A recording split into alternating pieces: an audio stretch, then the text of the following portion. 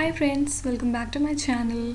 सो as promised आज से हम शुरू कर रहे हैं अपने जीए क्वेश्चन की सीरीज़। तो ये सीरीज़ का पहला लेक्चर है और आज हम देखेंगे 2017 का जो एसएससी स्टेनो का एग्ज़ाम हुआ था उसमें जितने भी जीएस क्वेश्चन पूछे गए थे उसमें 25 क्वेश्चंस आज हम करेंगे उसके, और रेस्ट ऑफ द क्वेश्चन हम अगली वीडियो में करेंगे। So without any further delay let's get started. Moving on to very first question, which type of institution is the finance commission. आपको बताना है कि फाइनेंस कमीशन किस टाइप का इंस्टीट्यूशन होता है। तो फर्स्ट ऑप्शन है statutory, then constitutional, then non constitutional, then none of the above, मतलब इसमें से कोई भी सही नहीं है।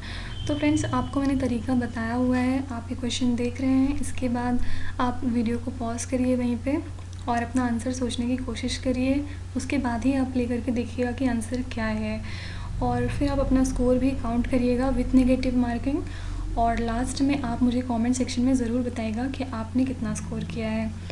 तो कमिंग बैक टू क्वेश्चन, देखिए स्टैट्यूटरी का मतलब होता है रिलेटेड टू लॉ, फिर कॉन्स्टिट्यूशनल का मतलब होता है जो पोजीशंस हमने कॉन्स्टिट्यूशन के थ्रू बनाई हैं, और नॉन कॉन्स्टिट्यूशन इसका उल्टा हो जाएगा, मतलब कॉन्स्टिट्यूशन के थ्रू नहीं बनाई हैं, ये हमने बाद में बनाई हैं, और लास्ट ऑप्शन तो नन ऑफ द अबव है।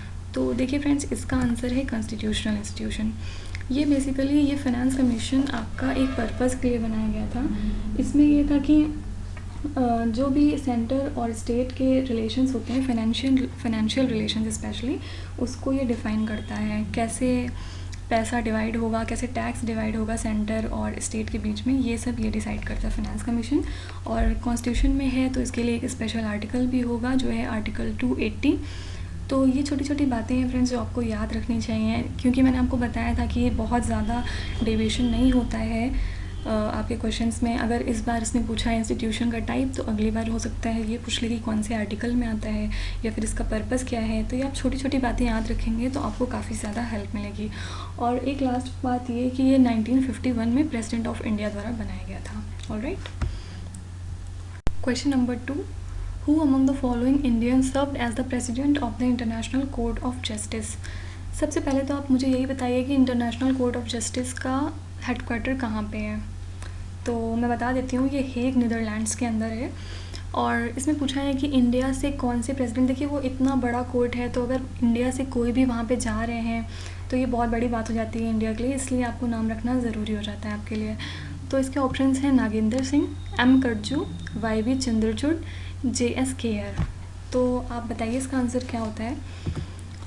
तो इसका आंसर है नगेंद्र सिंह। एक्चुअली बहुत ज़्यादा लोग हैं नहीं इंडिया से इंटरनेशनल कोर्ट ऑफ जस्टिस में, तो 2-3 नाम हैं जो आपको याद रखना चाहिए। हो सकता है अगली बार कोई और नाम पूछ ले इसी क्वेश्चन में। तो बेसिकली मेरे हिसाब से तो 4 लोग ही हैं अभी तक। उसमें से फर्स्ट है नागेंद्र सिंह, फिर है सेकंड BN राव, थर्ड है RS पाठक, एंड फोर्थ है दलवीर भंडारी, जो भी रिसेंटली गए थे दलवीर भंडारी। तो ये चारों नाम आप प्लीज़ याद रखिएगा। Question number 3, in which year was the RBI established under the RBI act. तो ऑप्शन है आपके 1960, 1947, 1935 एंड 1957। तो इसका आंसर है, ये टोटली फैक्ट ओरिएंटेड क्वेश्चन है, इसका आंसर है 1935। देखिए एक्चुअली बहुत सारे बच्चों को इसमें कन्फ्यूज़न होता है, क्योंकि RBI एक्ट जो था वो आया था 1934 में, और उसके बाद जब हमारी RBI इस्टेब्लिश हुई थी तो वो हुई थी 1935 में। तो कई बार कन्फ्यूज़ करने के लिए ऑप्शन में 1934 भी ऑप्शन में दे देते हैं, तो उसकी वजह से बच्चों को कन्फ्यूज़न हो जाता है थोड़ा, लेकिन इसका करेक्ट आंसर है 1935। Question number 4, the theory of basic structure of the Indian Constitution was propounded by the Supreme Court in the। तो आपको बताना है कि जो थियोरी ऑफ बेसिक स्ट्रक्चर था सुप्रीम कोर्ट ने ये डिक्लेयर किया था, ये कौन से केस में किया था। तो फर्स्ट है Golaknath case, then Minerva Mills case, Kesavananda Bharati case, then Maneka Gandhi case. तो इसका आंसर है फ्रेंड्स केशवानंद भारती केस, ये भी फैक्ट ओरिएंटेड है। और देखिए थियोरी ऑफ बेसिक स्ट्रक्चर क्या होता है कि कॉन्स्टिट्यूशन में कुछ ऐसे बेसिक फीचर्स हैं जो सुप्रीम कोर्ट भी नहीं टच कर सकता उसको, वो किसी भी अमेंडमेंट के थ्रू, या फिर जैसे पार्लियामेंट चेंज कर देता है बहुत बार कॉन्स्टिट्यूशन, उसमें अमेंडमेंट ला के, तो वो सब नहीं कर सकते हैं उसके साथ। वो बेसिक स्ट्रक्चर है क्योंकि वो कॉन्स्टिट्यूशन को डिफाइन करता है। तो ये चीज़ सुप्रीम कोर्ट ने कही थी केशवानंद भारती केस में। Question number 5, Gresham's law in economics relates to. तो ये एक लॉ है इकोनॉमिक्स का जो आपको बताना है कि ये किससे रिलेटेड है, क्या बताता है ग्रेशम्स लॉ। तो आपके ऑप्शन हैं supply and demand, distribution of goods and services, consumption and supply, या फिर सर्कुलेशन ऑफ करेंसी। तो इसका आंसर है सर्कुलेशन ऑफ करेंसी। ये आपको बस थोड़ा सा रट लेना है, क्योंकि कभी कभी इकोनॉमिक्स से एक आध नंबर के क्वेश्चन आ जाते हैं और वो ऐसे ही बेसिक होता है कि ये लॉ किससे रिलेटेड है, या फिर कुछ थोड़ा सा ही पूछ लेते हैं हल्का फुल्का। तो एक्चुअली इसमें एक वर्ड और आप याद रखिएगा कि जो bad money drives out good. तो कभी कभी हो सकता है आपको एक स्टेटमेंट दे दे bad money drives out good, तो ये किससे रिलेटेड है, तो आपको टिक करना होगा ग्रेशम्स लॉ। तो इसका मैं थोड़ा सा आपको बेसिक सा बता देती हूँ, वैसे इसका ज़रूरत तो नहीं है लेकिन फिर भी मैं आपको बता दे रही हूँ। इसमें वो क्या होता है कि अगर मान लीजिए दो कमोडिटी मनी है मार्केट में और वो रखी हुई है एक साथ ही, उसकी फेस वैल्यू सेम है, स्ट्रक्चर सेम है, सब कुछ सेम है, तो उसमें से जो ज़्यादा वैल्यूएबल कमोडिटी होगी वो धीरे धीरे करके मार्केट में से गायब होने लगेगी। तो बस यही चीज़ है कि bad money drives out good. Okay, question number 6, what was the objective of the Morley Minto reforms passed in 1909। तो इसके ऑप्शंस हैं to bring women into politics, increasing participation of Indians in the assembly, preparing for cooperation in the world war, और implementing separate electorate system. तो जिसने भी थोड़ा सा भी मॉडर्न इंडिया हिस्ट्री पढ़ा हुआ है तो उसे पता होगा मॉडल मिंटो रिफॉर्म क्या है, और उसे ये भी पता होगा कि इसका सबसे ज़्यादा इम्पोर्टेंट पॉइंट था इसका आंसर, यानी कि इम्प्लीमेंटिंग सेपरेट इलेक्टोरेट सिस्टम। और किसके लिए शुरू किया था? मुस्लिम्स के लिए। मतलब इसका ये मतलब था कि अगर कहीं से अगर मुस्लिम इलेक्शन के लिए खड़े हो रहे हैं तो उनको वोट भी मुस्लिम्स ही करेंगे। तो ये इनका ऐसा कुछ कॉन्सेप्ट लेकर आए थे। इनका सीधा सीधा डिवाइड एंड रूल वाली पॉलिसी थी, उसी के अंडर ये वर्क कर रहे थे। तो ये हो गया मॉडल मिंटो रिफॉर्म्स आपका। ये थोड़ा सा याद रखिएगा, ये बात बहुत इंपॉर्टेंट है कि ये किसके लिए लेकर आए थे, ये मुस्लिम्स के लिए लेकर आए थे। Okay, question number 7, what does the first step of theory of demographic transition indicate. तो इसके ऑप्शन हैं आपके high birth rate and high death rate, falling death rate and high birth rate, low birth rate and low death rate, या फिर सारे ही सही हैं। तो देखिए एक्चुअली जो इसका फर्स्ट स्टेप होता है वो होता है कि अचानक से पॉपुलेशन जो होती है वो ग्रोथ पोटेंशियल स्टेज पे होती है। तो इसका मतलब ये है कि जितना ज़्यादा बर्थ रेट होता है उतना ही ज़्यादा डेथ रेट भी हो जाता है। इसकी वजह से क्या होता है कि जो पॉपुलेशन होती है वो न्यूट्रलाइज कर देता है। अगर birth rate death rate same है तो पॉपुलेशन न्यूट्रलाइज हो जाएगी। तो इसका आंसर है high birth rate and high death rate, that is first option. Question number 8, which of the following are the sessions of our parliament. तो parliament में basically कितने सेशन होते हैं ये आपको बताना है। Monsoon session, winter session, budget session, या फिर सारे ही सही हैं। तो देखिए इसका आंसर है ऑल ऑफ दिस। मतलब एक होता है इसमें पार्लियामेंट में हमेशा 3 सेशन होते हैं। और एक चीज़ और फ्रेंड्स याद रखिएगा, ये चीज़ कहीं कॉन्स्टिट्यूशन में नहीं दी हुई है, ये चीज़ हमने खुद से बनाई हुई है, ये कहीं पे भी मेंशन नहीं है कॉन्स्टिट्यूशन में। ओके, तो इसमें 3 सेशन होते हैं। फर्स्ट होता है बजट सेशन जो कि फरवरी से मई तक चलता है, आपको पता है उसी दौरान बजट भी आता है आपका, तो आप ऐसे रिलेट करके याद रख सकते हैं। और ये सबसे ज़्यादा इम्पॉर्टेंट और लॉन्गेस्ट सेशन होता है बजट सेशन। आप इसको इस चीज़ से याद रखिए कि बजट जो होता है वो भी बहुत लंबा होता है, काफ़ी बड़ा सा होता है, पढ़ने में भी बहुत तकलीफ़ होती है उसको।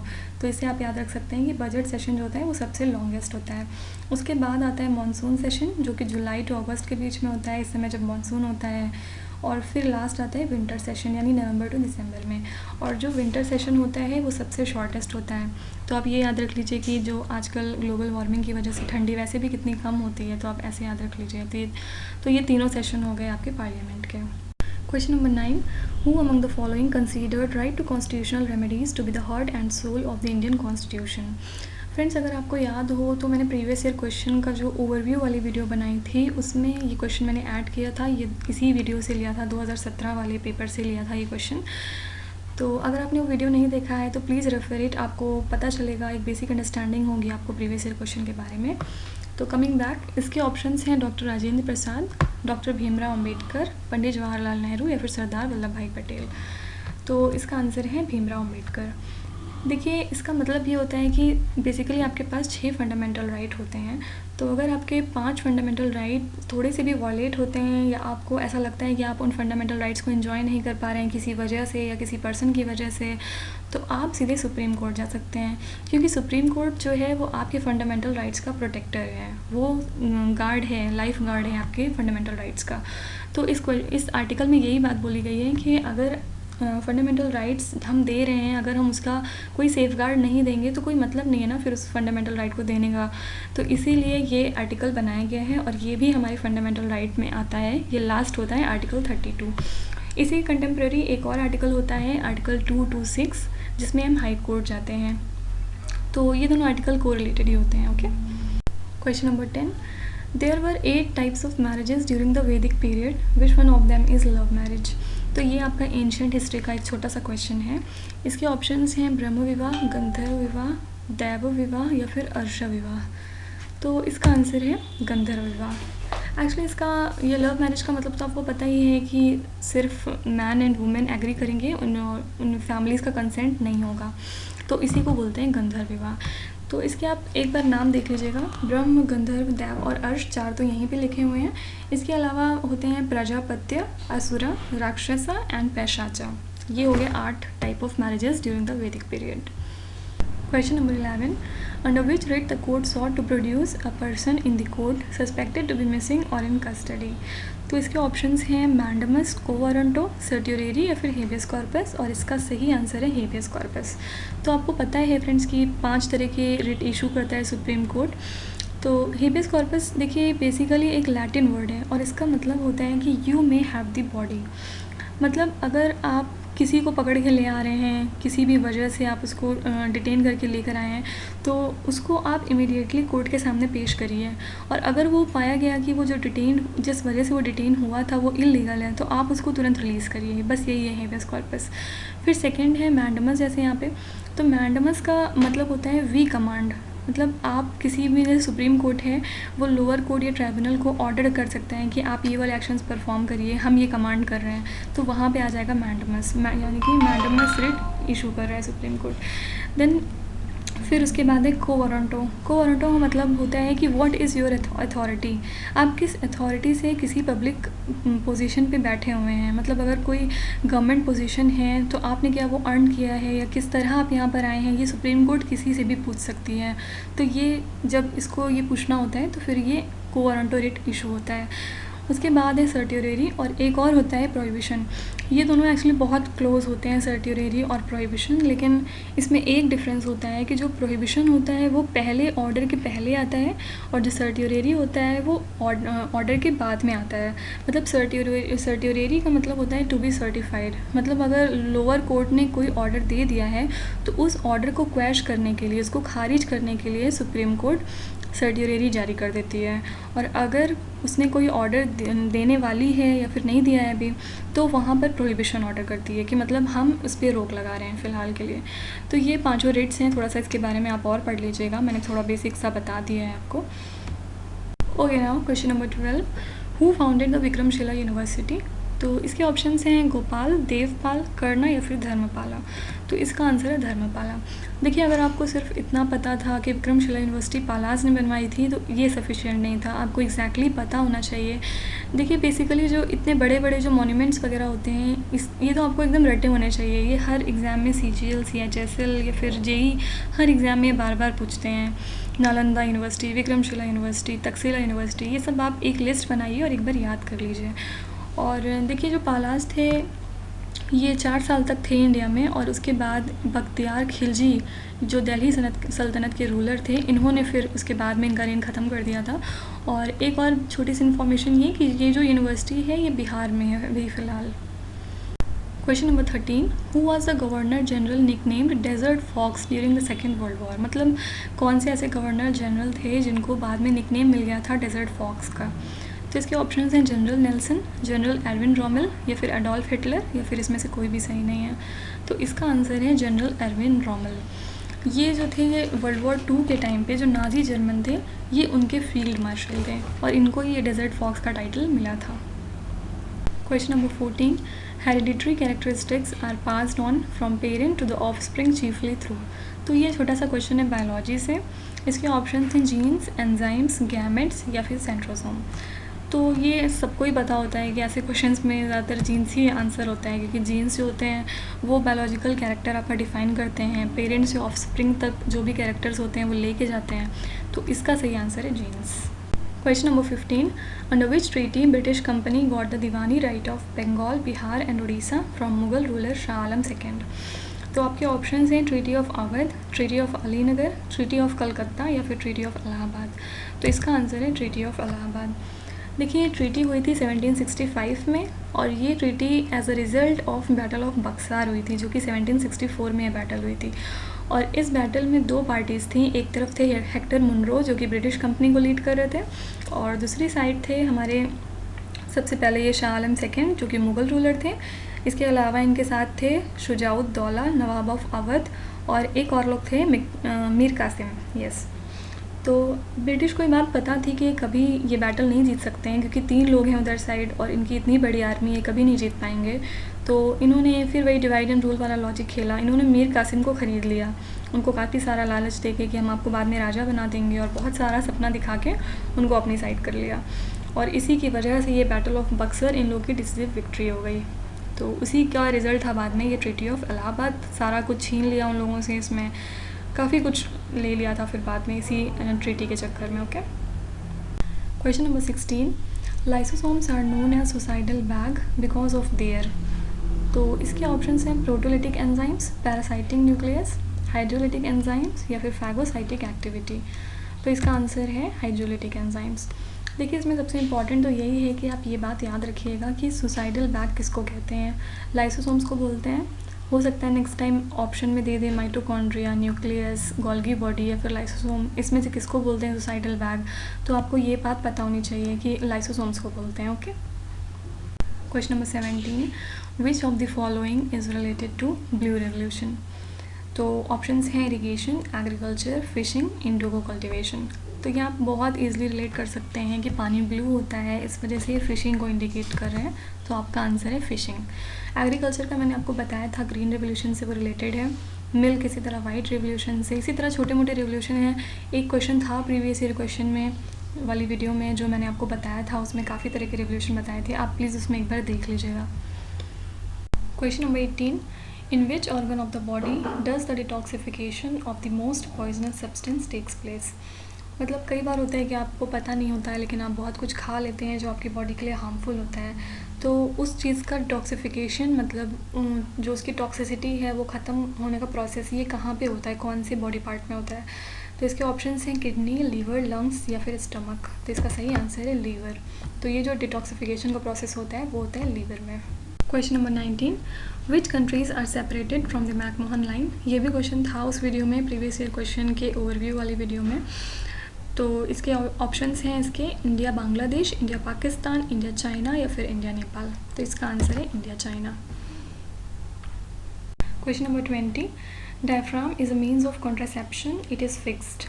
तो ये एक प्रोसेस है कॉन्ट्रासेप्शन का, तो ये कहाँ पे प्लेस करते हैं आपको ये बताना है। तो आपके ऑप्शंस हैं over cervix, in the fallopian tube, in the uterus, या फिर इसमें से कोई नहीं, कहीं और पे ही करते हैं। तो इसका सही आंसर है ओवर कर्विक्स। और आप एक बात और याद रखिएगा कि ये जो डायफ्राम है फ्रेंड्स, ये फीमेल में यूज़ होता है। तो जैसे जिन लोग का बायोलॉजी बैकग्राउंड नहीं होता है उन लोग को थोड़ी दिक्कत हो जाती है, फिर ये फीमेल कॉन्ट्रासेप्शन का मेथड है। Okay, question number 21, which of the following controls the wind speed. इसमें से कौन सा फैक्टर है जो विंड की स्पीड को कंट्रोल करता है। तो ऑप्शंस हैं pressure gradient, rotation of the earth, insulation, या फिर कोई भी ऑप्शन इसमें से सही नहीं है। देखिए, इंसुलेशन क्या होता है कि जो सोलर रेडिएशन होती है वो जब अर्थ पे आती है तो उसको बोलते हैं इंसुलेशन। तो इसमें आपका करेक्ट आंसर है प्रेशर ग्रेडियंट। आप इससे भी जान सकते हैं कि जो हवा होती है वो ऑब्वियसली प्रेशर का ही एक सोर्स होती है। जहाँ पे प्रेशर ज़्यादा होगा वहाँ से बहती है हवा, और जिधर कम प्रेशर होगा विंड का वहीं पे जाएगी। तो इससे एक चीज़ और होता है, जो मैग्नीट्यूड होता है विंड का वो भी इसी की वजह से डिसाइड होता है। तो उसकी स्पीड और मैग्नीट्यूड दोनों इससे डिसाइड होता है। Question number 17, which of the following is related to blue revolution. तो ऑप्शंस हैं irrigation, agriculture, fishing, indigo cultivation. तो ये आप बहुत ईजिली रिलेट कर सकते हैं कि पानी ब्लू होता है, इस वजह से फिशिंग को इंडिकेट कर रहे हैं। तो आपका आंसर है फिशिंग। एग्रीकल्चर का मैंने आपको बताया था ग्रीन रेवोल्यूशन से वो रिलेटेड है। मिल्क इसी तरह वाइट रेवोल्यूशन से, इसी तरह छोटे मोटे रेवोल्यूशन हैं। एक क्वेश्चन था प्रीवियस ईयर क्वेश्चन में वाली वीडियो में जो मैंने आपको बताया था, उसमें काफ़ी तरह के रेवोल्यूशन बताए थे। आप प्लीज़ उसमें एक बार देख लीजिएगा।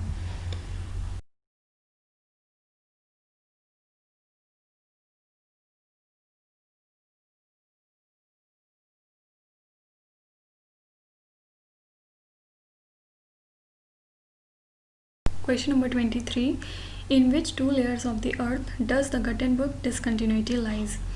तो आपको पता है कि अर्थ के अंदर 3 लेयर होती है, क्रस्ट, मैंटल एंड कोर। तो कौन सी 2 लेयर के बीच में एक लाइन होती है जिसको बोलते हैं गटेनबर्ग डिसकंटिन्यूटी? तो इसका आंसर है मैंटल एंड द कोर। तो इसी तरह आपको एक मैं छोटा सा होमवर्क भी दे रही हूँ कि जो क्रस्ट मेंटल के बीच की लाइन होती है उसको क्या बोलते हैं, ये आप फाइंड आउट करिए और मुझे कमेंट सेक्शन में मुझे ज़रूर बताइए। Question number 24, due to which of the following reason so bubble look colourful in the white light? आपने कभी देखा है कि जैसे आप कपड़ा धुलते हैं या आप कभी नहाते हैं तो जो बबल्स फॉर्म हो जाते हैं वो लाइट में आके उसमें स्पेक्ट्रम सा बन जाता है, तो वो ऐसा क्यों होता है, क्या रीज़न है उसके पीछे? तो ऑप्शंस हैं डिफ्रैक्शन, स्कैटरिंग, रिफ्लेक्शन या फिर इंटरफेरेंस। तो इसका आंसर है इंटरफेरेंस। इंटरफेरेंस बेसिकली एक फेनोमेना है जो आपके लाइट के वेव नेचर को रिफ्लेक्ट करता है, कि लाइट का वेव नेचर भी होता है, ये चीज़ ये बताता है। 2 तरह के इंटरफेरेंस होते हैं, कंस्ट्रक्टिव और डिस्ट्रक्टिव। कंस्ट्रक्टिव कब होते हैं? जब क्रेस्ट टू क्रेस्ट और ट्रफ टू ट्रफ मीट करते हैं तो वहाँ पे ये कंस्ट्रक्टिव हो जाते हैं, और जब इसका ऑपोजिट होगा तो वहाँ पर ये डिस्ट्रक्टिव हो जाते हैं। Now coming to last question of this video, question number 25, brain receives and sends signals in the form of। तो ये आपको बताना है कि जो ब्रेन है वो किस सिग्नल को समझता है बॉडी के अंदर। तो ऑप्शन है chemical impulses, magnetic impulses, mechanical impulses या फिर इलेक्ट्रिकल इम्पल्सेस। देखिए, एज अ लेमैन मुझे भी शायद यही समझ में आता कि बॉडी के अंदर हो रहा है तो हो सकता है केमिकल इम्पल्स यूज़ हो रहा हो या हो सकता है मैग्नेटिक यूज़ हो रहा हो, लेकिन फ्रेंड्स इसका करेक्ट आंसर है इलेक्ट्रिकल इम्पल्सेस। तो अब से आप ये याद रखिएगा कि जो बॉडी के अंदर जो ब्रेन जिस लैंग्वेज को समझता है, जिस सिग्नल को समझता है, वो होता है electrical impulses. Okay, that's all friends. 25 questions हमारे कंप्लीट हो गए हैं। अब नेक्स्ट की वीडियो में हम इसके आगे 25 क्वेश्चंस और देखेंगे और इस तरह हमारी 2017 के सारे 50 क्वेश्चंस कंप्लीट हो जाएंगे। So thank you for watching till the end. Do like, share and subscribe to my channel, और प्लीज़ आप नेक्स्ट पार्ट मिस मत करिएगा। So stay tuned for the next video. Thank you so much.